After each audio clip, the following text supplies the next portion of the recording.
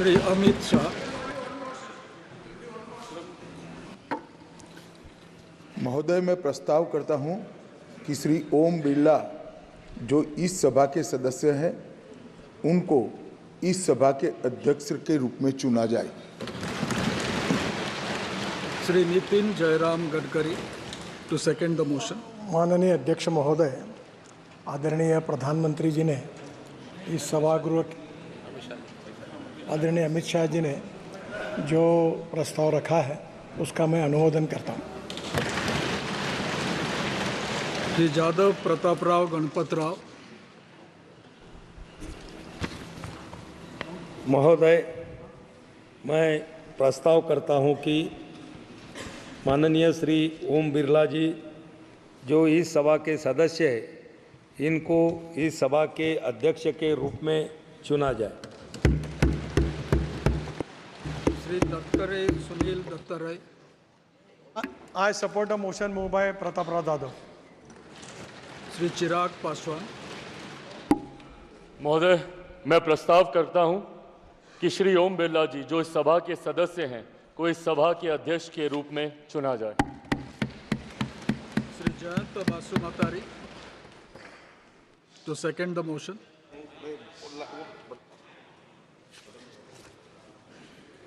I rise to second the move by Sri Chirag Paswan that Sri Om Birla, a member of the House, be chosen as the Speaker of the House. Thanks. Shri HD Kumaraswamy. I propose Sri Om Birla ji for the Speaker elections. Shri Balashowry Vallabhaneni. as a Speaker of this House. Shri Kinjarapu Ram Mohan Naidu. माननीय अध्यक्ष महोदय, मैं ओम बिरला जी को जो इस सदन के सदस्य हैं उनको अध्यक्ष के रूप में चुना जाए, ये प्रस्ताव मैं रखता हूं। Shri Lavu Krishna Devarayalu.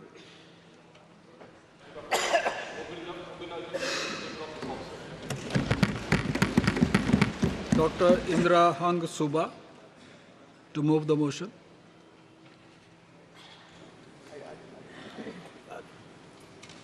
I rise to move the motion that Sri Om Birla, a member of this House, be chosen as the Speaker of this House. Shri Phani Bhushan Choudhary to second the motion. Speaker sir, I second the motion. Shrimati Anupriya Patel.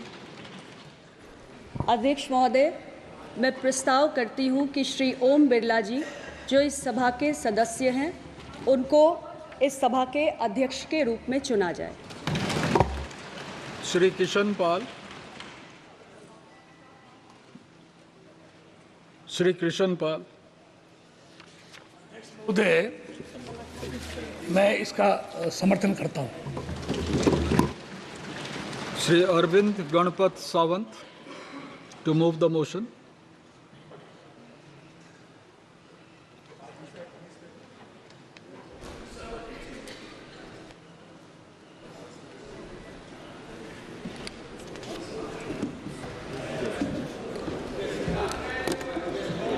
Item number 12. Mic is not working. Sir, Honorable Chairman, sir, that Shri Kodikunil Suresh, a member of this House, be chosen as the Speaker of the House, sir. Thank you. Shri N.K. Premchandran to second the motion. I second the motion moved by my letter friend Shri Anand Sawan to nominate Shri K. Suresh as the Speaker. Anand Bhadauria to move the motion. महोदय, मैं प्रस्ताव करता हूं कि श्री के सुरेश जी जो इस सदन के माननीय सदस्य हैं को लोकसभा का अध्यक्ष चुना जाए। Shri Tariq Anwar to second the motion. हाँ महाशय, जो प्रस्ताव अभी रखा गया है के सुरेश जी के लिए उनको सदन का अध्यक्ष चुना जाए, मैं उसका समर्थन करता हूँ। Shrimati Supriya Sule. So I Wait. Sir, I would like to move the motion that Shri Kodikunil Suresh, as a member of this House, to be chosen as the Speaker of the House. Srimati Kanimodi Karunanidhi. Sir, I second the motion moved by Supriya Sureji to choose Kodikunil Suresh as the Speaker of the House. Dr. Virendra Kumar to move the motion.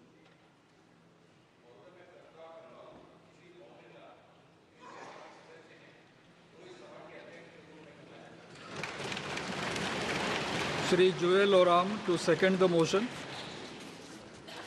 मेरा साथी वीरेंद्र कुमार जी ने जो प्रस्ताव दिया है उसको मैं समर्थन करता हूं। Professor S.P. Singh Baghel. That Sri Om Birla, the member of this House, be chosen as a Speaker of this House. Shri Pankaj Chaudhary to second the motion. महोदय, मैं प्रोफेसर एसपी सिंह बघेल जी के प्रस्ताव का समर्थन करता हूं। श्रीमती अन्नपूर्णा देवी to move the motion. मैं प्रस्ताव करती हूँ कि श्री ओम बिरला, जो इस सभा के सदस्य हैं, उनको इस सभा के अध्यक्ष के रूप में चुना जाए। Shrimati Kamaljeet Sherawat to second the motion. आदरणीय महोदय, मैं इस प्रस्ताव को सेकंड करती हूँ। I now put the motion moved by Sri Narendra Modi and seconded by Sri Rajnath Singh to the vote of the House. The question is that Sri Om Birla, a member of this House, be chosen as the Speaker of this House. Those in favor may say aye. Aye. Those against may say no. No.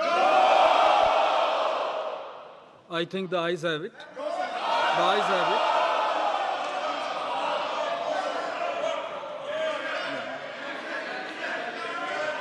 The motion is adopted.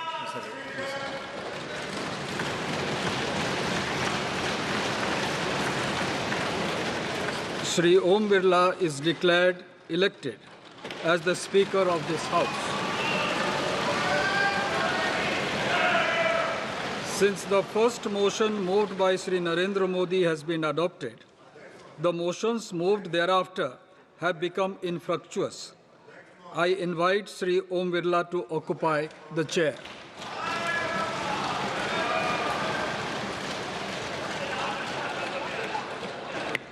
इन्होंने division force नहीं किया है, इसलिए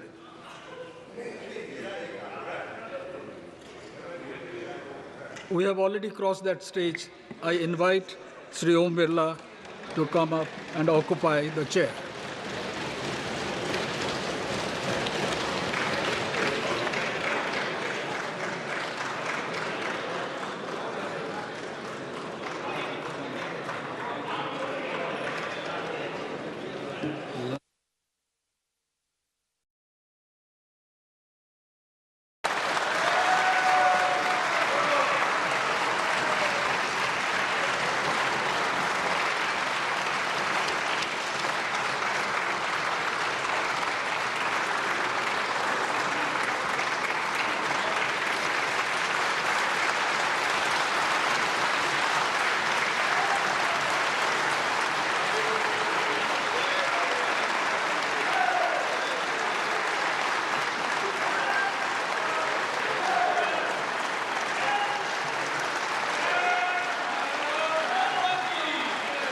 आपके chair है, आप संभालें please.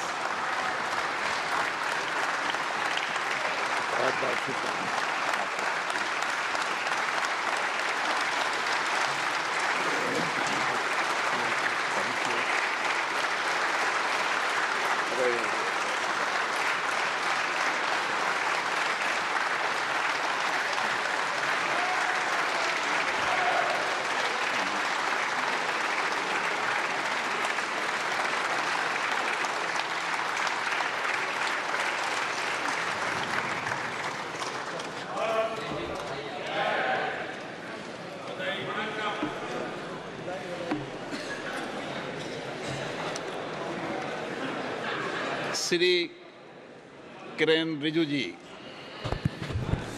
Honorable Speaker, sir, before the business could begin, I would like to thank Sri Bhartuhari Mehtab, who has discharged his duties as Speaker Pro Tem.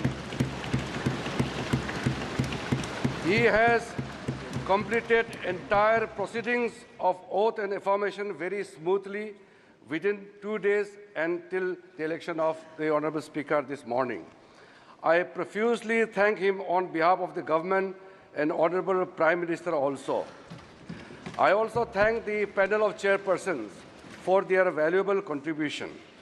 I also thank the Secretary General of Lok Sabha and staff of Lok Sabha Secretariat who have completed the work within the time frame under the guidance of the Speaker Pro Tem and the panel of chairpersons. On behalf of the entire House, I thank all of them. Once again, I thank all the honourable members for your cooperation. माननीय प्रधानमंत्री जी,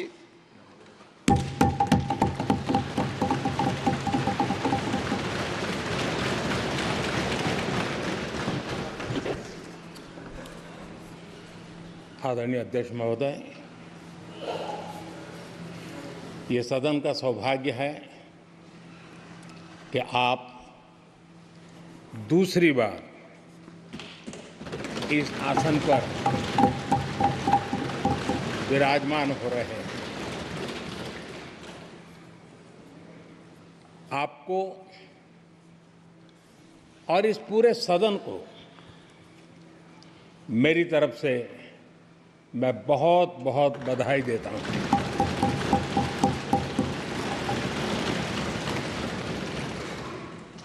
आदरणीय अध्यक्ष जी, मेरी तरफ से आपको शुभकामनाएं हैं, लेकिन इस पूरे सदन की तरफ से भी आपको अनेक अनेक शुभकामनाएं। अमृत काल के इस महत्वपूर्ण कालखंड में दूसरी बार इस पद पर विराजमान होना बहुत बड़ा दायित्व आपको मिला है और आपका 5 वर्ष का अनुभव और आपके साथ हम लोगों का 5 साल का अनुभव, हम सबका विश्वास है कि आप आने वाले 5 साल हम सबका मार्गदर्शन भी करेंगे और देश की आशा अपेक्षाएं पूर्ण करने के लिए ये सदन अपना दायित्व निभाने में आपकी बहुत बड़ी भूमिका रहेगी। आदरणीय अध्यक्ष जी, हमारे शास्त्रों में कहा गया है कि विनम्र और व्यवहार कुशल व्यक्ति सफल सहज रूप से होता है और आपको तो उसके साथ साथ एक मीठी मीठी मुस्कान भी मिली हुई है। आपके चेहरे को ये मीठी मीठी मुस्कान पूरे सदन को भी प्रसन्न रखती है। मुझे विश्वास है आप हर कदम पर नए प्रतिमान, नए कीर्तिमान गढ़ते आए हैं। 18वीं लोकसभा में स्पीकर का कार्यभार दूसरी बार संभालना ये अपने आप में एक बड़ा नया रिकॉर्ड बनते हम देख रहे हैं। श्री बलराम जाखड़ जी वो पहले ऐसे अध्यक्ष थे जिन्होंने 5 साल कार्यकाल पूरा करके फिर दोबारा उनको स्पीकर बनने का अवसर मिला था। उसके बाद आप हैं जिन्हें 5 साल पूर्ण करने के बाद दोबारा इस पद पर आसीन होने का अवसर मिला। गत 20 साल का एक ऐसा कालखंड रहा है कि ज़्यादातर स्पीकर या तो उसके बाद चुनाव नहीं लड़े हैं या तो जीत करके नहीं आए हैं। आप समझ सकते हैं कि स्पीकर का काम कितना कठिन है कि उसके लिए दोबारा जीतना मुश्किल हो जाता है, लेकिन आप जीत करके आए हैं, इसके लिए एक नया इतिहास आपने गढ़ा। आदरणीय अध्यक्ष जी, इस सदन में ज़्यादातर हमारे सभी माननीय सांसद आपसे परिचित हैं, आपके जीवन से भी परिचित हैं, और पिछली बार मैंने इस सदन में आपके संबंध में काफ़ी कुछ बातें रखी भी थी, और मैं आज उसको दोहराना नहीं चाहता हूं, लेकिन मैं एक सांसद के रूप में और हम सभी सांसद के रूप में आप जिस प्रकार से एक सांसद के नाते काम करते हैं, ये भी जानने योग्य है और बहुत कुछ सीखने योग्य है। मुझे विश्वास है कि आपकी कार्यशैली एज ए सांसद भी हमारे जो फर्स्ट टाइमर सांसद हैं, हमारे युवा सांसद हैं, उनको जरूर प्रेरणा देगी। आपने अपने कार्यक्षेत्र में, संसदीय क्षेत्र में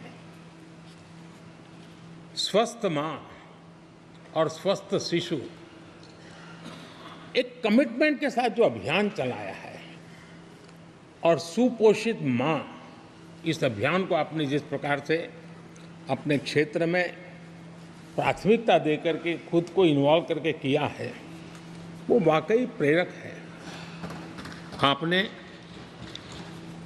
कोटा के ग्रामीण क्षेत्रों में हॉस्पिटल ऑन व्हील्स, ये भी एक मानव सेवा का उत्तम काम, जो राजनीतिक कामों के सिवाय करने वाले कामों में आपने चुना है, वो भी अपने आप में गांव-गांव लोगों को स्वास्थ्य सेवाएं पहुंचाने में मदद कर रहा है। आप नियमित रूप से गरीबों को कपड़े, कंबल, मौसम के अनुसार छाता की जरूरत है छाता, जूते, ऐसी अनेक सुविधाएं समाज के आखिरी तबके के जो लोग हैं उनको खोज करके पहुंचाते हैं। खेलों में प्रोत्साहन देना आपके क्षेत्र के युवकों में, ये आपने एक प्राथमिकता के रूप से काम उठाया है। आपके पिछले कार्यकाल में 17वीं लोकसभा में मैं कहता हूं कि संसदीय इतिहास का वो स्वर्णिम कालखंड रहा है। आपकी अध्यक्षता में संसद में जो ऐतिहासिक निर्णय हुए हैं, आपकी अध्यक्षता में सदन के माध्यम से जो सुधार हुए हैं, ये अपने आप में एक सदन की भी और आपकी भी विरासत है। और भविष्य में 70वीं लोकसभा के संबंध में जब विश्लेषण होंगे, उसके विषय में लिखा जाएगा, तो भारत के भविष्य को नई दिशा देने में आपकी अध्यक्षता वाली 70वीं लोकसभा की बहुत बड़ी भूमिका रही है। आदरणीय अध्यक्ष जी, 17वीं लोकसभा में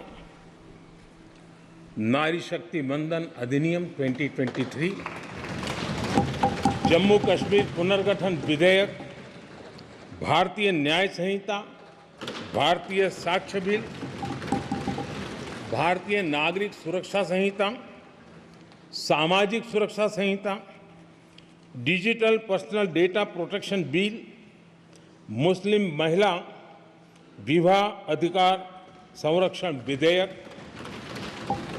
transgender persons protection of rights bill, consumer protection bill, direct tax, विवाद से विश्वास विधेयक, सामाजिक, आर्थिक और राष्ट्रीय महत्व के ऐसे कितने ही महत्वपूर्ण ऐतिहासिक कानून 17वीं लोकसभा में आपकी अध्यक्षता के अंदर इस सदन ने पारित किए हैं, और देश के लिए एक मजबूत नींव बनाई है।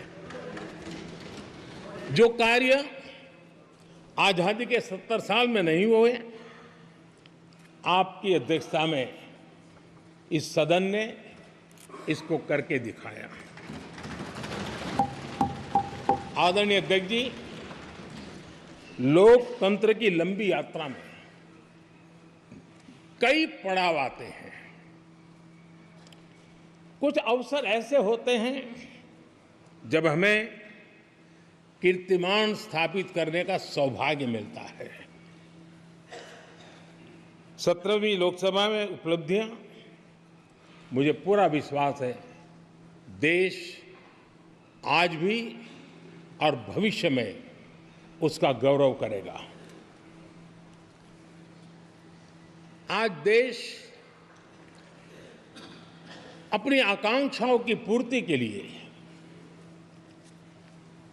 भारत को आधुनिक बनाने की दिशा में जब हर तरह से प्रयास हो रहे हैं, मैं मानता हूं कि ये नया संसद भवन भी अमृतकाल के भविष्य को लिखने का काम करेगा, और वो भी आपकी अध्यक्षता में। नए संसद भवन में हम सबका प्रवेश आपकी ही अध्यक्षता में हुआ, और आपने संसदीय कार्यप्रणाली को प्रभावी और जिम्मेदार बनाने का कई महत्वपूर्ण फैसले लिए हैं, और इसलिए लोकतंत्र को मजबूती देने में मदद मिली है। लोकसभा में हम पेपरलेस डिजिटल व्यवस्था से आज काम कर रहे हैं। पहली बार आपने सभी माननीय सांसदों को ब्रीफिंग के लिए एक व्यवस्था खड़ी की। इससे सभी माननीय सांसदों को भी आवश्यक रेफरेंस मटेरियल मिला। उसके कारण सदन की चर्चा अधिक पुष्ट हुई, और ये आपका एक अच्छा इनिशिएटिव था जिसने सांसदों में भी विश्वास पैदा किया। हाँ, मैं भी कुछ कह सकता हूँ, मैं भी अपने तर्क दे सकता हूँ। तो एक आपने अच्छी व्यवस्था को विकसित किया है। आदरणीय अध्यक्ष जी, G20 भारत की सफलता के एक महत्वपूर्ण पृष्ठ है, लेकिन बहुत कम चर्चा हुई है, वो है P20। और आपके नेतृत्व में G20 देशों के जो पीठासीन अधिकारी हैं, स्पीकर्स हैं, उनका सम्मेलन आपकी अध्यक्षता में हुआ। और अब तक P20 के जितने सम्मेलन हुए हैं, उसमें ये ऐसा अवसर था कि दुनिया के सर्वाधिक देश आपके निमंत्रण पर भारत आए, और बहुत ही उत्तम प्रकार के निर्णय उस समिट में हुए, और उसने विश्व में भारत की लोकतंत्र की जो प्रतिष्ठा है उसको गौरव देने में बहुत बड़ा रोल अदा किया है। आदरणीय अध्यक्ष जी, ये हमारा भवन ये सिर्फ 4 दीवारें नहीं है। हमारा ये संसद 140 करोड़ देशवासियों की आशा का केंद्र है।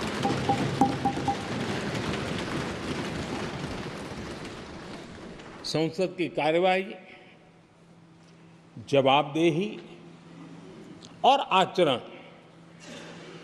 हमारे देशवासियों के मन में लोकतंत्र के प्रति जो उनकी निष्ठा है उसको और अधिक मजबूत बनाता है।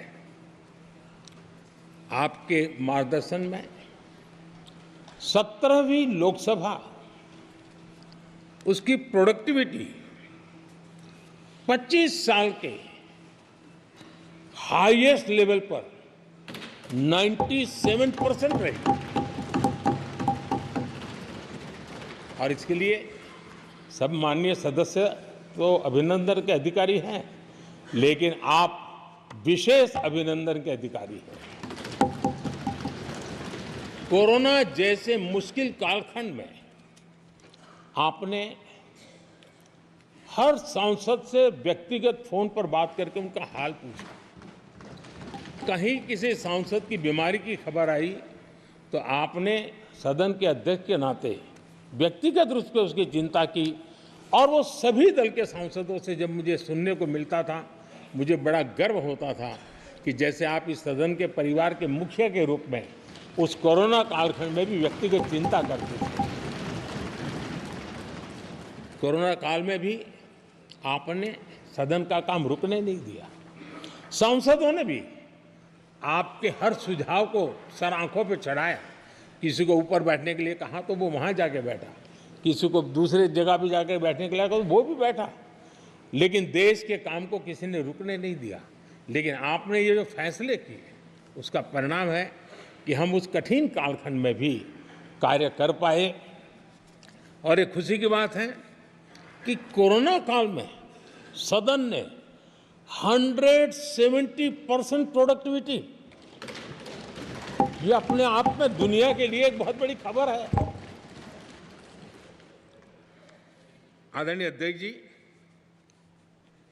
हम सब चाहते हैं कि सदन में आचरण, सदन के नियमों का पालन हम सब करें, और आपने बड़े सटीक तरीके से, संतुलित तरीके और कभी कभी कठोरता के साथ भी फैसले लिए हैं। मैं जानता हूं कि ऐसे निर्णय आपको पीड़ा भी देते हैं, लेकिन सदन की गरिमा और व्यक्तिगत पीड़ा के में आपने सदन की गरिमा को पसंद किया और सदन की परंपरा को बनाने का प्रयास किया। ये साहसपूर्ण काम के लिए भी आदरणीय अध्यक्ष जी, आप अभिनंदन के अधिकारी हैं। मुझे विश्वास है आदरणीय अध्यक्ष जी, आप तो सफल होने ही वाले हैं, लेकिन आपकी अध्यक्षता में यह 18वीं लोकसभा भी बहुत सफलतापूर्वक देश के नागरिकों के सपनों को पूर्ण करेगी। मैं फिर एक बार आपको इस महत्वपूर्ण दायित्व के लिए और देश को विकास की नई ऊंचाइयों पर ले जाने वाले इस सदन की अध्यक्षता के लिए हृदय से बहुत बहुत शुभकामनाएं देता हूं, बहुत बहुत बधाई देता हूं। श्री राहुल गांधी जी,